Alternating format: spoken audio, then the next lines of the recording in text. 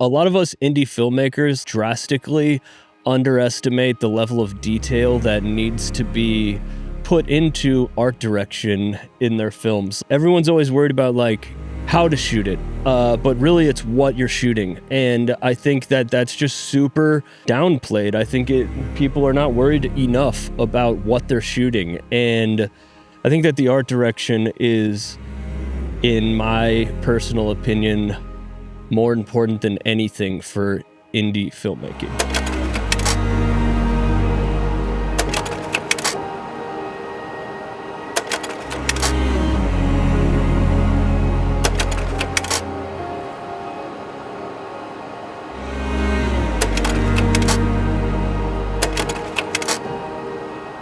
Obviously you care about like cinematography and you very much want your images to look pretty, but I Right. think there's been multiple times throughout this process where essentially you're like, we can shoot it on a potato Yeah. if we have good casting, good location, and good art Well, direction. yeah, I think that's the thing is like I really, when we first started this, I was like, I think really driving home the point to you, like, dude, we need to be like super obsessive about the art direction. And first of all, like if you don't know what art direction is, we're talking about the props and the set design and locations and colors and textures. And like, I think we've said things like this before, that you should like really be comparing your stuff against the kind of stuff that you'd want to make. And as far as like art direction goes, I've encountered situations where people like think they're achieving something similar to another thing they saw, but there's like a difference between like really nailing it. Like if you were to look on Shot Deck and you want to achieve a look similar to like a director that you like,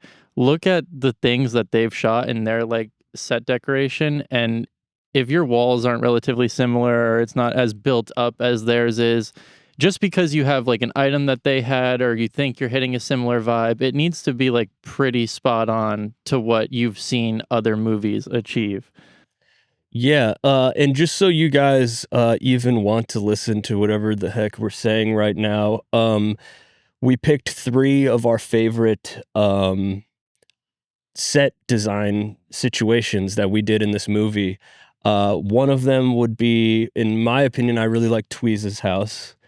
I know your favorite is going to be Tweez's house is a Airbnb that we got, and we'll walk you through that. Here's a couple quick frames. We're also going to talk about, Josie's room, yep, another like kind of room that we built, and it wasn't an Airbnb, it was like a peer space, but a similar situation where we brought in all our stuff and built it out kind of. yeah, and then I guess the last one would be Lynn's house, which I guess let's just dive right into it, Yeah. right? Let's I think if I pull up some frames here from Tweez's house. So for this particular set that you're looking at, the character Tweez is like a tweaker type. He's a sketchy individual who probably lives in a ransacked, yeah, seedy place. So that's the vibe that we were trying to achieve with this location. All right. The first thing I want to say is this is an Airbnb.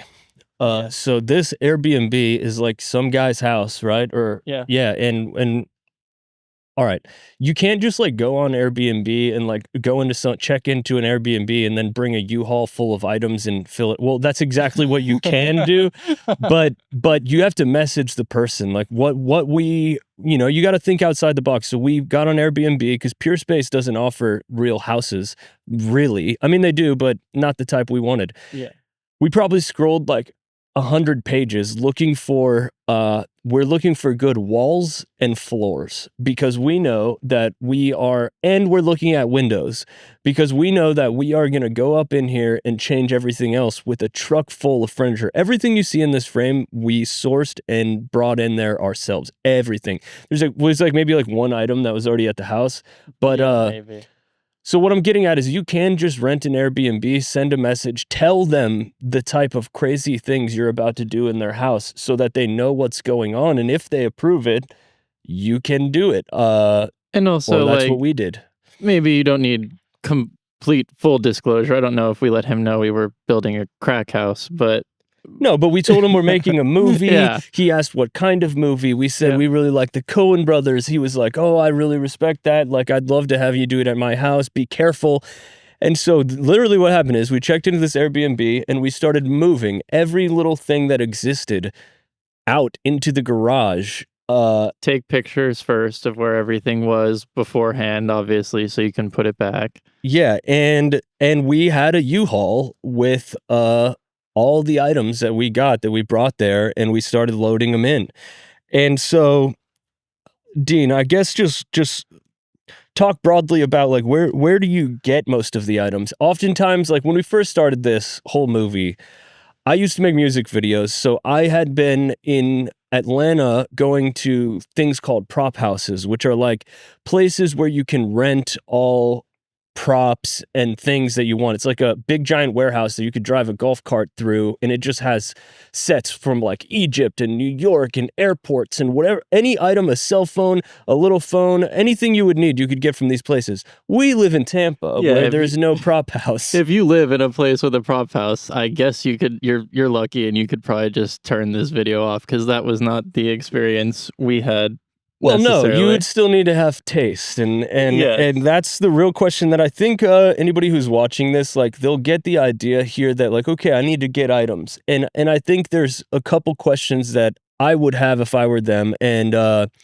what I was getting to was that I used to make music videos, and I knew about all this. I knew that you could like take a location and make it into like whatever you wanted. And I was telling Dean, and I think at first he was like, "Wait a minute, we went to the flea market because stuff is cheap and used there." And by the way, cheap and used is what you want because used has some patina and texture. You do not want new items, and if you do, you need to make them look used, or else it's fake. Unless like what you're going for, obviously what we were going for was something that, you know, harkened back to the past a little bit, out of time. We have a taste for, like Kyle said, certain textures and things like that. A quote that I had read very early on in this journey was like, it's easier to design something for like the past or out of time than it is to do something modern. So if you want to do something modern, that's very cool. It might just be more of an uphill battle than, you know, our natural taste was just to go for these kind of textures. So it was maybe easier for us to just go to a flea market. Yeah, exactly. And so we went to the flea market and I was like, let's buy this, let's just buy it. Let's just and I remember Dean at first, well, and to be fair, we were spending his grandparents' money. So it was a little at first it was like, wait, we just buy this? Shouldn't we check the price on this thing or that thing? And it was a lot of, and I was like, dude, just buy 3 of them, dude. Like we Yeah. don't know which one we're gonna use. And it kind of almost seems like, again, we talk about this a lot, how we're doing a really cheap movie and how like we did have a little bit of money to play with. And I don't want to throw out things again about like money's just everywhere because it's totally not. But like you kind of need to move forward. So you need to buy like 6 picture frames, and we don't know which one is going to match with what. And I remember we just started getting everything, and it was like, do we like this one? And you just got to go to a flea market and start grabbing things you like at first. Like I think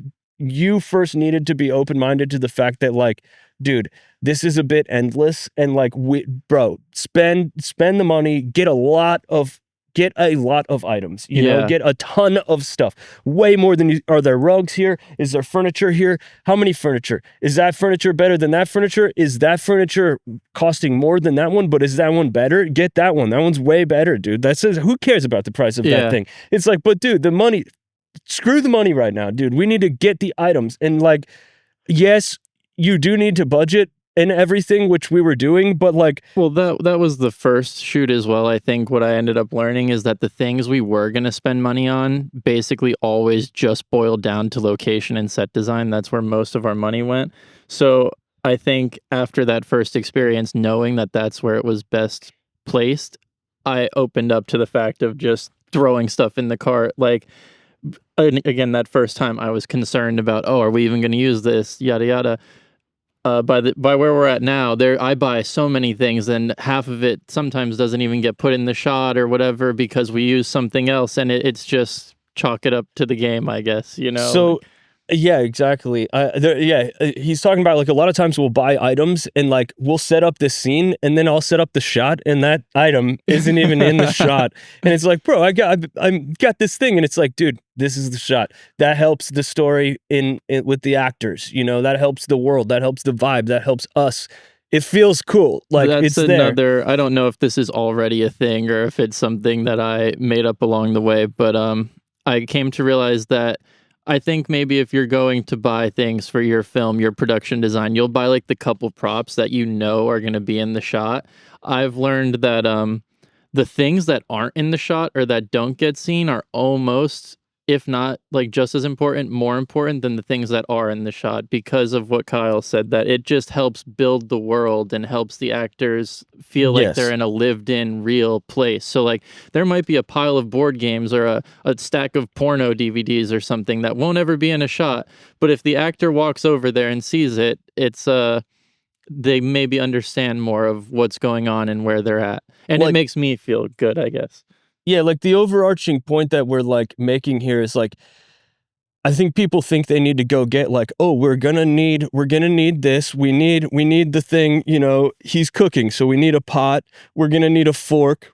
You know, you need the things. You need way more than you think you need because you're making this look like a real place. Like this is, if you look at this image, there is a pizza box on the floor. There are fake bugs. Some of them are real bugs. We went outside and got dead cockroaches and squished them. And sorry to the Airbnb guy, we made sure that we were putting it very gently, but like you know, we did put a bug on the floor. I think maybe we found one of the bugs that were already In in the the house. So Airbnb, yeah. there's that. But Great then we place to got stay. like, you can see up on the ceiling, there's these strips of paper hanging. Those are like bug catcher Yeah. things, fly traps.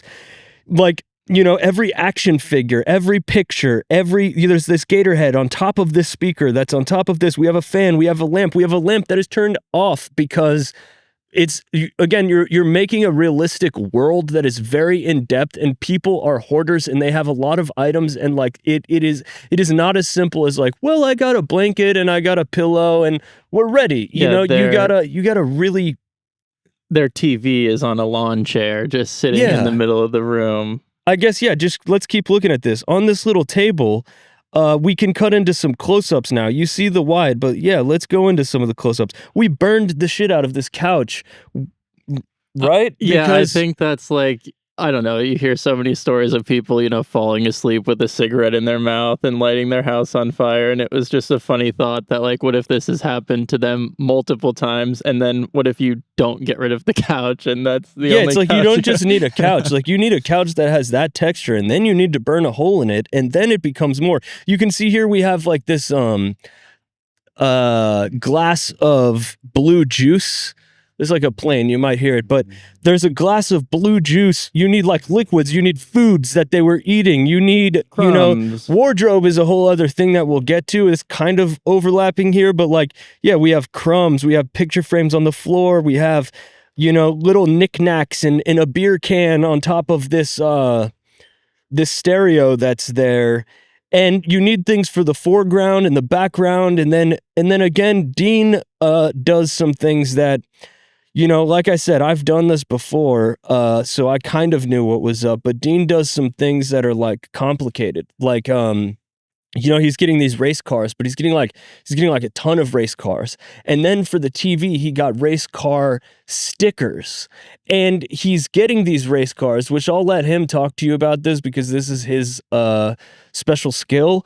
But like he's getting these race cars because he why are you getting race cars? Race cars, I never asked get race cars, but why are you getting race cars? Because the Uh, guy or something, yeah, right? I like to think of it as like, I don't know, you wanna make it feel real. I always think about with writing, it's like, write what the person would say, not what you would think they would say, and it's like the same thing with production design, like, it's almost like it's giving you an insight into these characters, and I like to make up maybe little backstories for them, And a lot of it is just based off of things that I like. I find a way to squeeze in things that I like into this, but if it's Central Florida and it's a redneck tweaker guy, not to be discriminatory or anything, but Right. maybe they like NASCAR. It seems Right. like a thing that would make sense. So I also think NASCARs aesthetically are cool. I like the colors of them. I like the logos on them. So I buy a bunch of that stuff to lean into that. I know Dale Earnhardt Sr. is like a revered figure in that world. So you get some Dale Sr. stuff, you put that around. I also put like WWE stuff in there because I personally like wrestling and I think people from that world would also maybe like it. I just like to build the character out through the things that are in their house. So just by looking at one corner of their room, you can maybe tell a lot about them. So about these race cars, right? He's getting this because it is this type of guy who lives in like Central Florida and is like kind of, redneck in nature in a way. So he likes race cars. So he's getting race car toys all over the house, and there's like big ones, small ones. There might be like race car magazines that are just sitting on the table. I don't know if there was or not, but there are these stickers on the side of the TV that are in shadow. You can barely see them, but we stuck onto this old TV these race car stickers, and that just adds like such a level of like, we have like clothes on the floor, but yeah, it's just adding that extra. You don't just need an old TV. You need an old TV on the lawn chair. The lawn chair needs to be dirty as hell, rusty, crusty, scraped up. You need to hang that little thing with the girl with the naked woman. The You fishing need the lure, battery yeah. on top, and you need these stickers. And then when you start like, now, I know this sounds a little complicated and like, oh my God, that's still a level of detail I can't do. To be clear, we were just the night before. A lot of it is just getting a lot of stuff, a lot of things, like maybe this, maybe that, maybe this. And then the night you get there, you're just sort of like, oh, let's stick this on here. Let's put this here. Let's put and With the you mentioned too about the race cars. Oh, I have big ones, I have little ones. Another little rule that was interesting that I heard our friend Bronson told us early on. He was like, if you have one of something that's cool, that's cool. But if you have 100 of something that's cool, it's way cooler. And that kind right. of always pushed me to just be like, if I am gonna lean into a detail, I would like to maximize it. I guess we like maximalism in general. We like clutter. We like a lot of things going on. I like busy. So I do always try to get a lot of everything that I'm getting, whether it's books or whatever. And also, sometimes it's like working with me where I'm like, I want something in the background, or I want something in the foreground, or I want something for this, or I want something for that. We need things here, And so it's like, oh, right. So, I need to have enough to, if you're make a move on the fly, to move stuff over, to pull stuff out of a yeah. box just to fill in what you're trying to do. Yeah. Do you have any of this? Do you have any of that? And some of it is just like, get a bunch of junk, like, Hmm. real quick. I think you were like getting at how we did it, that we like that night we kind of moved everything and we stayed in overnight, and since it was supposed to be a messy house, we were just like, I think the pizza box might have been ours. We were just walking Oh, around yeah. like We eating might have got pizza, pizza. throwing our drinks, like just making a mess ourselves. Like, again, back to Bronson on a music video you were doing, he was setting up beds, and the way he made the beds look real is he just got in the beds and started rolling around. Like, Hmm. you do kind of act like you're living there a little bit. Like, how would you treat it if this was your space, I guess? Yeah, sometimes you'll have a piece of clothing that's just gonna be on the floor, but then you'll, like, dip it in some mustard and ketchup so that it has some Yeah. stains even though it's like, I guess the concept I'm saying is, like, you think you need to, like, set the world, you need to set it in such a, like, um, atomic level thing, like, such a microscopic details and universal details at the same rate, like, it needs to be very expandable and you can look within, and I think we should just to be honest, we gotta move on to the next scene, Yeah. talk about this a little, then the next scene. So the next scene, let's talk about Josie's room, I unless I you have one last thought here. I also wanted to, yeah, if we're looking at the wide shot, there's a twister rug, a twister mat hanging Mhm. on the wall, and I had got that from a Green Day music video that was in a very like disheveled apartment or whatever, and I'm saying that because I mentioned earlier, you should be looking at things that you like and making sure that you're decorating or living up to that standard. And one thing I learned from looking at a lot of production design photos or just sets is it's almost like there's a checklist for every single type of room that they do. Like if you go on Shot Deck and type in kitchen and look at all the different kitchens, you will notice that like these production designers, they just must have the list of, okay, we need knives, we need pots, we need a fly swatter. Like all these items are recurring in almost every movie, and it makes it easier if you're just looking at things that you like to get ideas. The twister rug is an example. I saw it and I was like, that would be a cool thing to put in there. That's a good idea. All right, so this room, you were talking about how we like Pedro, and this one was a lot about pops of color.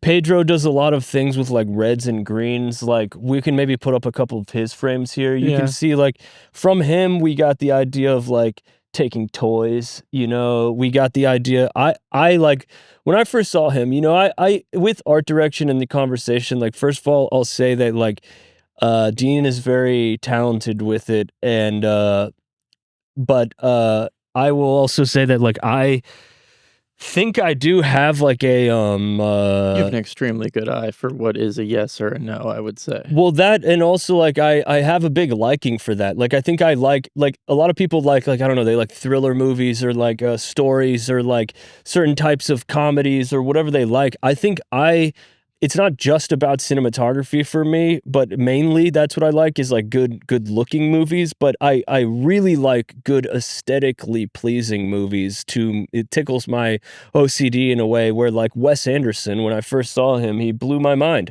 And it's because, it's not just his symmetrical shots and stuff. Like it's like I think I saw the earlier ones, like I don't know how to say this, Steve Zizzo.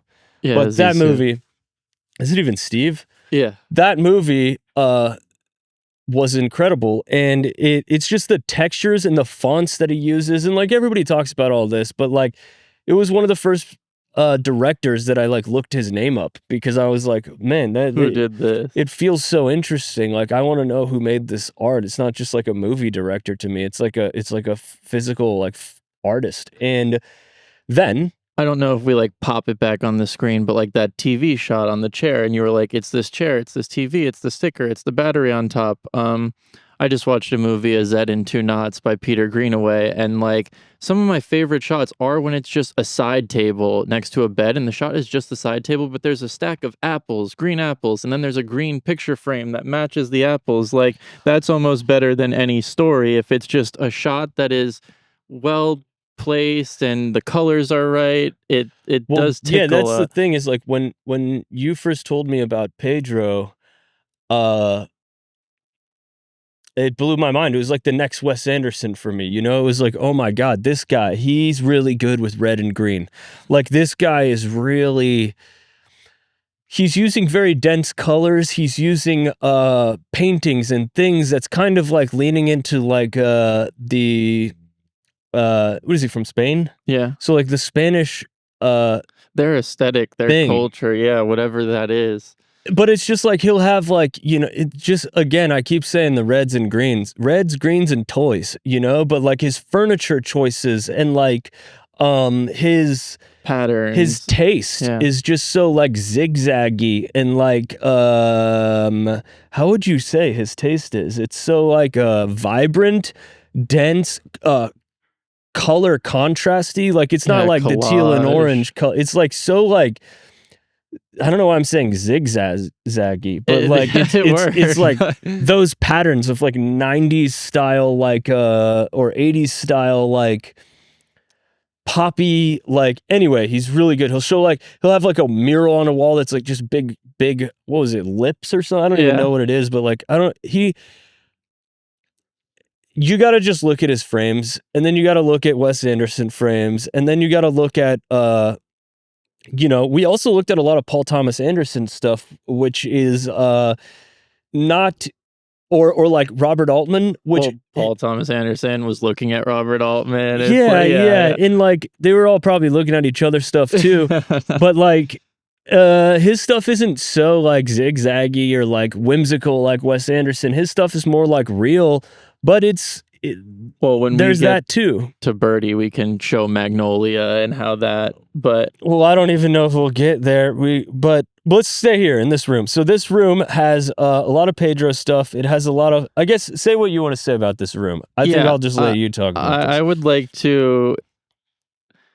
Hmm. I would like to the same thought about like building the character and the items will kind of show who they are.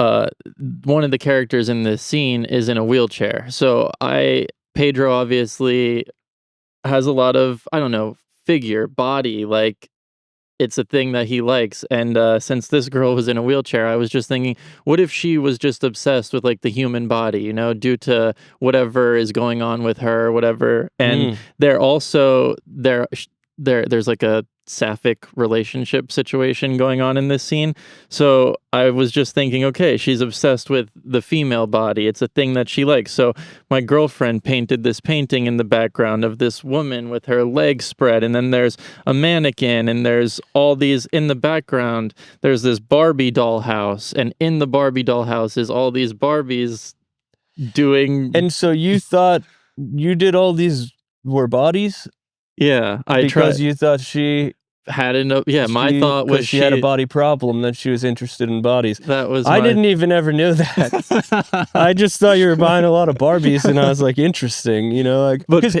for me, I'm always just like, oh, it's interesting, but then I don't know why he's buying some of this stuff like sometimes. there's this okay.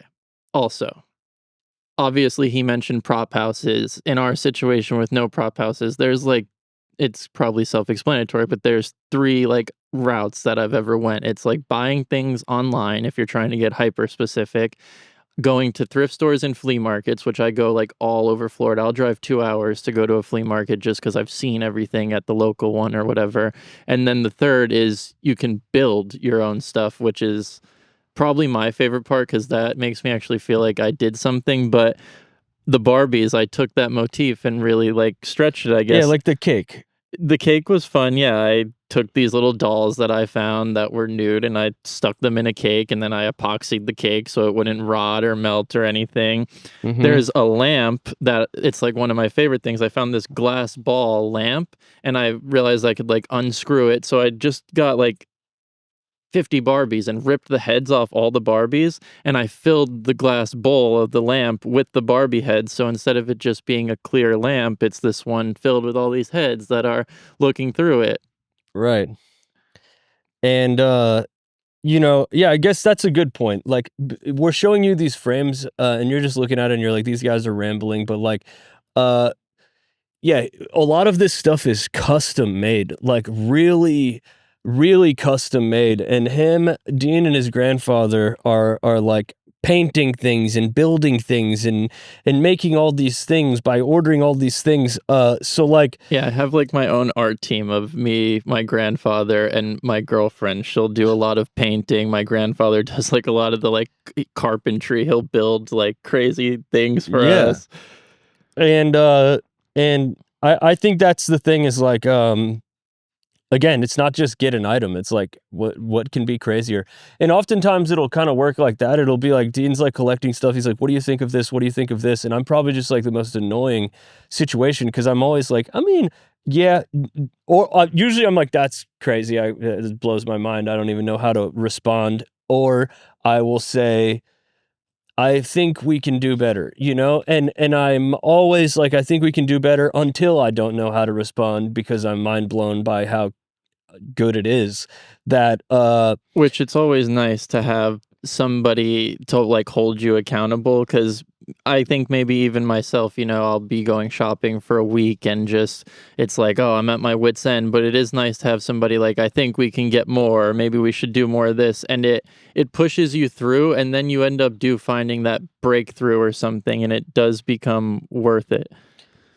yeah. And I guess while we're in this room, because I think this is one where you really took your special time with, I would just ask what I think some people might be asking is like, how do you, I know you said you watch movies, you have your taste from that. how do you pick? Like, how do you say, and I guess that's a question that I would say is a funny question, but like how do you decide these colors, or I want it to be zebra, or why is it just like wigs hanging on top of a, I guess that you just placed there maybe and it was like, okay, yeah. But like how do you pick a painting, or what are you doing? You probably can't word it, but No, try. no, it's like a twofold answer, I guess. Again, another quote. I love quotes, but I heard this fashion designer explain what he thinks about like clothing, and he says when you see a fashion piece on the runway or whatever, your brain does three things. It either does yes, no, or maybe, and it's instant. And I would say that everybody probably has that, whatever they call a gut feeling. And a lot of that is what happens here. I'll like Kyle said, I'll pick if I'm getting a blanket, I'll pick 5 to 10 blankets and they'll be in my cart. But when it comes time to go to the checkout counter, you line them all up and you can easily be like, whatever you're looking for, you know if this one's right or if this one's a little off. And if you have the little off feeling, it's not right. You keep searching. And Yeah, and I guess it would be the same for me. Sometimes he's like showing me stuff, and I'm like, no, I don't like plastic. I don't like not well. That plastic's fine, and you but can't that even plastic, explain it yeah, sometimes. that It's plastic. I don't like plastic bags. Well, but unless like that's a cool one. Yeah, like or sometimes I guess that's what I'll say from working together. What I learned a lot.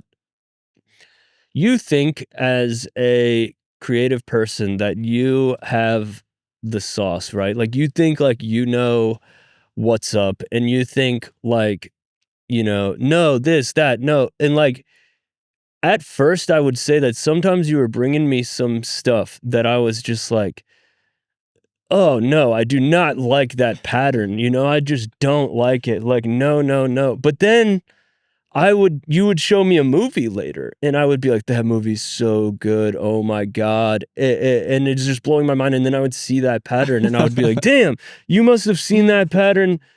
That's why you chose a zebra. Like, I would have never chosen a zebra pattern, but, like, I guess what I'm trying to say is, like, leaning into, like, just letting you mess around with a lot of this stuff, it you're choosing a lot of things that I would have never chosen. I think if I was left on my own and we didn't have this partnership, I would have chosen a lot of, like, maybe I would have went the Wes Anderson route. Like, maybe I would have got, like, uh some cool colors. I would have done, like, some primary colors. I would have done what I like, but, like, you know, it's just interesting. It's and this is a hard thing to explain, but, like, that goes both ways as well. There's been so many times where I thought I found something and showed it to you, like let's say sourcing a car or something, and you're just like, "That's not the right one." And yeah. it sometimes you don't understand what somebody's trying to get at, but when you do find it, that's like what collaboration is. When you do hit the sweet spot of both people being like, "Yes," you just know it's right. There's not really a question about it.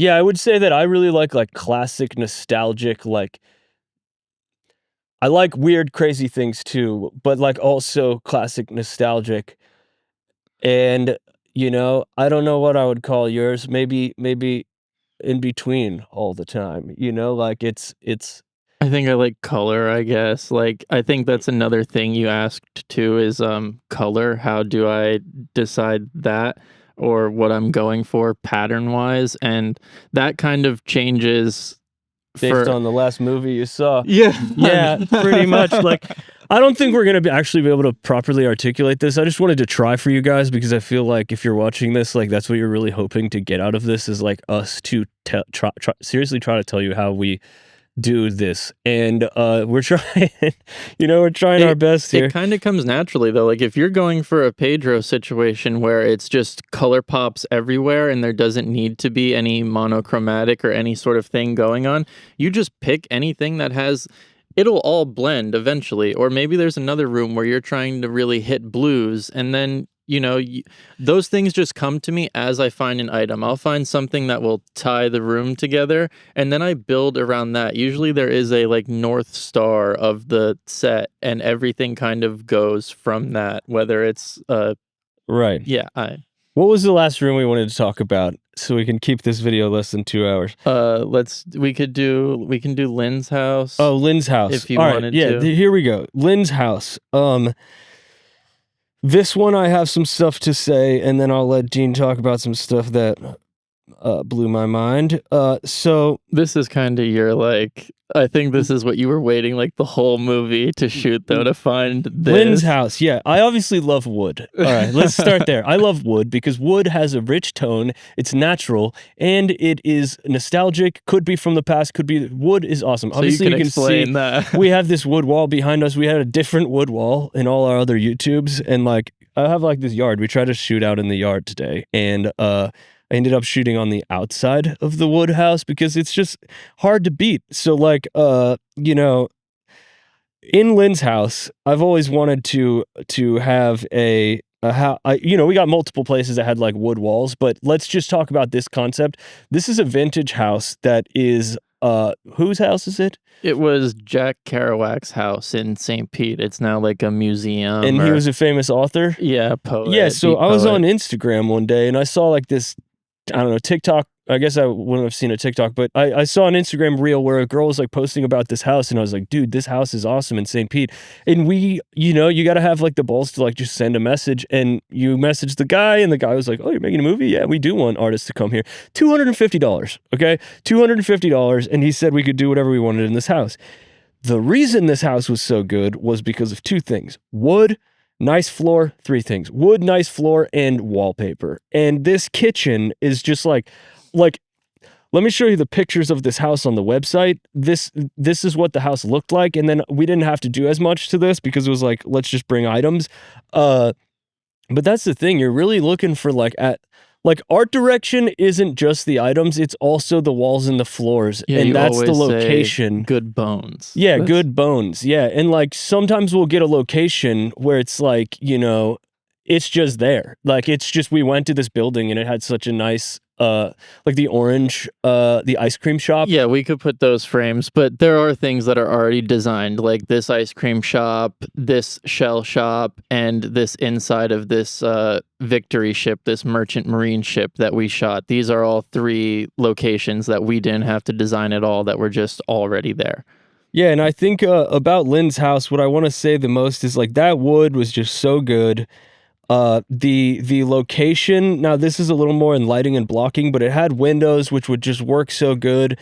And then we always wanted wallpaper, and we didn't ever have the location. Like, it's not that we didn't have the budget for wallpaper or the effort we could put in. We didn't have a location that we were allowed to wallpaper. Yeah, from the very first shoot in Birdie's house, you were looking up online, how do we apply wallpaper? Where do we Yeah, buy and we just wallpaper? couldn't. We always And this one wanted had it. great wallpaper, you know? And then it just goes back to the conversation as you see these That's a good frames. shot of like the example of the like Peter Greenaway or the Wes Anderson is just like a a shot of things.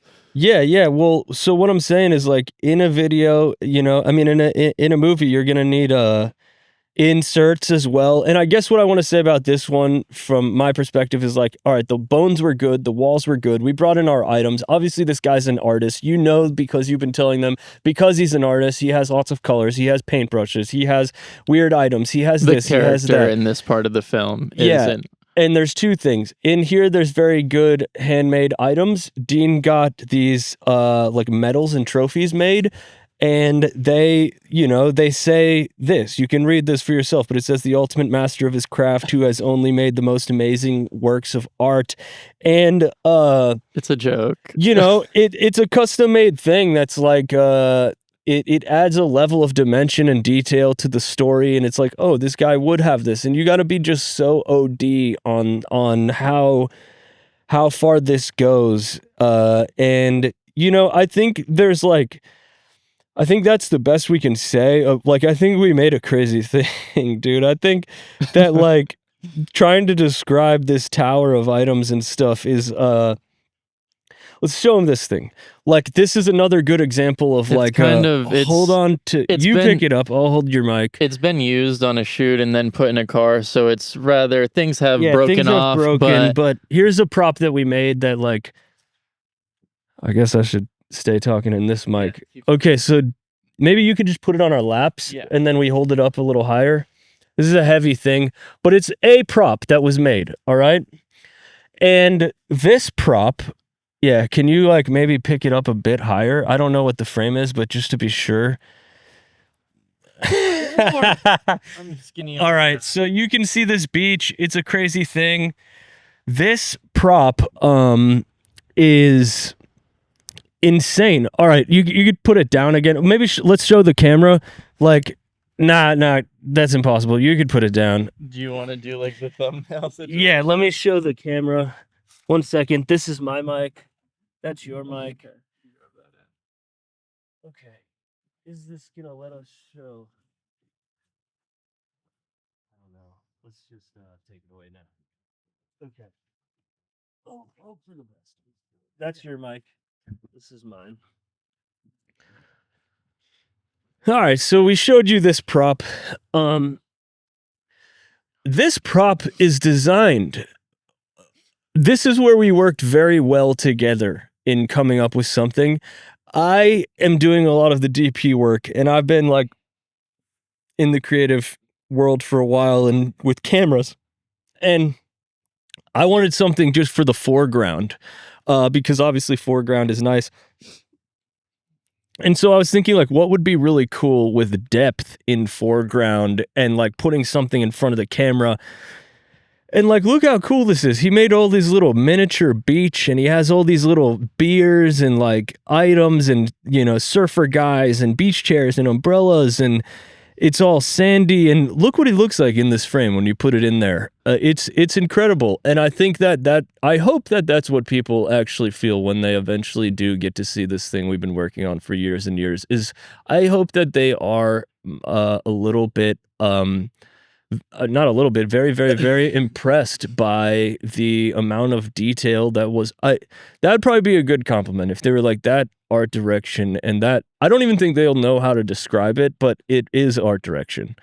It is all that, you know. That's really where we in this movie, you know, we don't have big camera moves, we don't have big crews, we can't do like too much. The story isn't like that much of like a weaving Ocean's 11 type. Like, we locked into like, make something fun, make it weird, make it cool, and make it artistic, you know? And then again, back to like, if we were to try and explain the reason why you do make choices or how you decide on things, this prop was used in like a big stage show that we did that kind of like ends the movie off, but the story that it takes place in, everyone has its own, every story has its own like location or whatever. This one, up until the stage show, is mostly takes place around like beach towns or whatever. So when Kyle said he wanted something for the foreground, he was like, what if we did, he knew he wanted like a miniature, a diorama, and we talked something depthy we could shoot through. And so it was an easy choice to be like, let's do a beach. You know, the whole story takes place at a beach. What if while we're on this stage, we make it look for a second like it's on a beach? You know, it didn't require much creative thought. It kind of just lends to itself.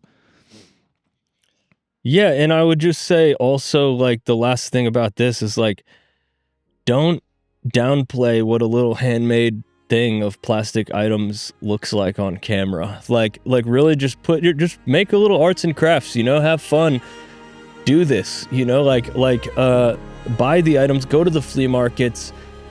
And that all does come back to now, which hopefully this video is like sort of driving home the same point as we're always kind of getting at, is like, if you're gonna do this, do this. And there's layers to this shit, and it's intricate, and it takes time and effort. And don't come up with excuses, and have fun with it, and really